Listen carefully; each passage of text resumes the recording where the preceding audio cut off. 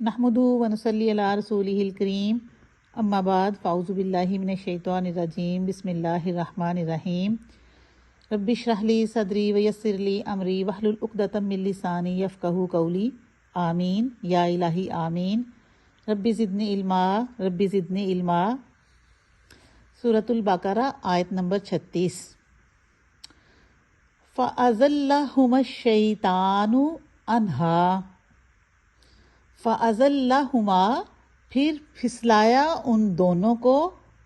شیطان نے، انہا اس سے، یعنی اس بات سے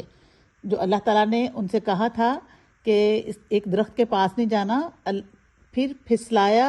فَأَزَلَّهُمَا الشَّيْطَانُ عَنْهَا پھر پھسلا دیا ان دونوں کو شیطان نے اس سے، اس بات سے۔ حضرت آدم علیہ السلام کا واقعہ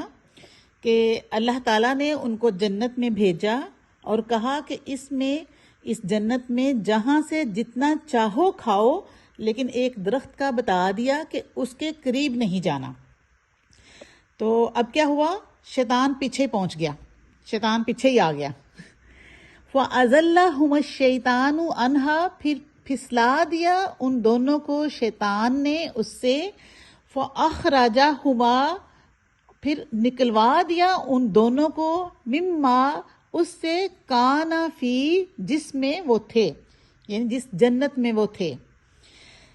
شیطان نے آدم علیہ السلام کو پھسلا دیا۔ اب بعض کہتے ہیں کہ شیطان کیسے جا سکتا ہے وہاں، تو اللہ نے جانے دیا تو وہ چلا گیا۔ جب اللہ نے ایک امتحان گاہ بنائی تھی آدم علیہ السلام کے ٹیسٹ کے لیے، تو شیطان کو بھی تو ادھر جانا ہی تھا، اللہ نے ادھر جانے دیا، شیطان وہاں پہنچ گیا اور اس نے پھسلا دیا آدم علیہ السلام کو۔ اب کیسے پھسلایا یہ نہیں پتہ چلتا کہ بالکل سامنے آ کے کھڑا ہو گیا انسان کی شکل میں، یا پھر دل میں وسوسہ ڈالا، وہ اس نے اپنا کام کر دیا۔ فَأَخْرَجَهُمَا پھر اس نے نکلوا دیا ان دونوں کو، مما کانا فی اس میں وہ جس میں تھے، جس جنت میں وہ تھے وہاں سے ان دونوں کو نکلوا دیا، یعنی وہ جو کام کرنا چاہ رہا تھا وہ اس میں کامیاب ہو گیا اور آدم علیہ السلام کو جنت سے نکلوا دیا۔ وَقُلْنَا اهْبِطُوا وَقُلْنَا اور کہا ہم نے، نَهْبِطُوا اتر جاؤ، وَقُلْنَا اهْبِطُوا اور کہا ہم نے اتر جاؤ، اے آدم، یعنی ہم نے، اللہ کہہ رہا ہے کہ ہم نے آدم سے کہا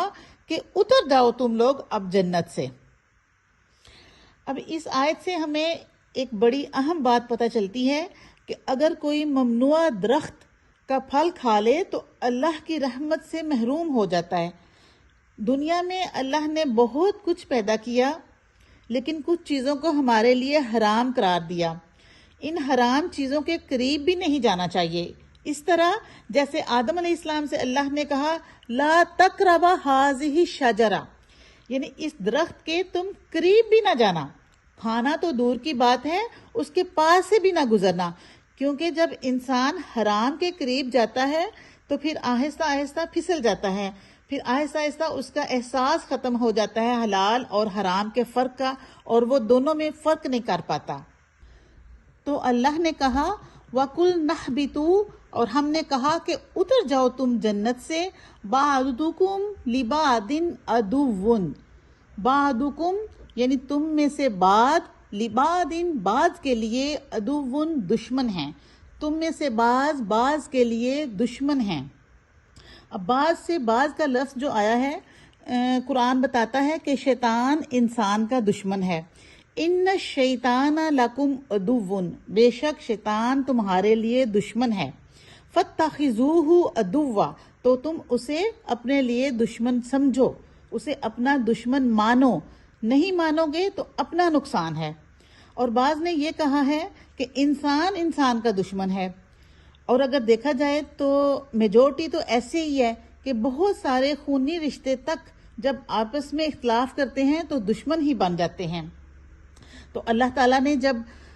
آدم علیہ السلام کو جنت سے اتارا تو ان سے کہا تم یہاں سے اتر جاؤ، تمہارے بعض میں سے بعض تمہارے لیے دشمن ہیں، وَلَكُمْ فِي الْأَرْضِ مُسْتَقَرٌّ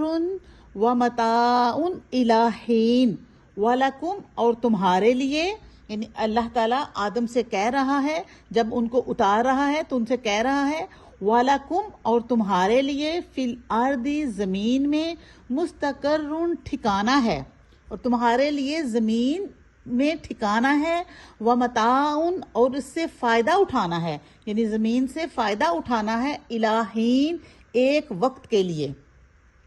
یعنی تم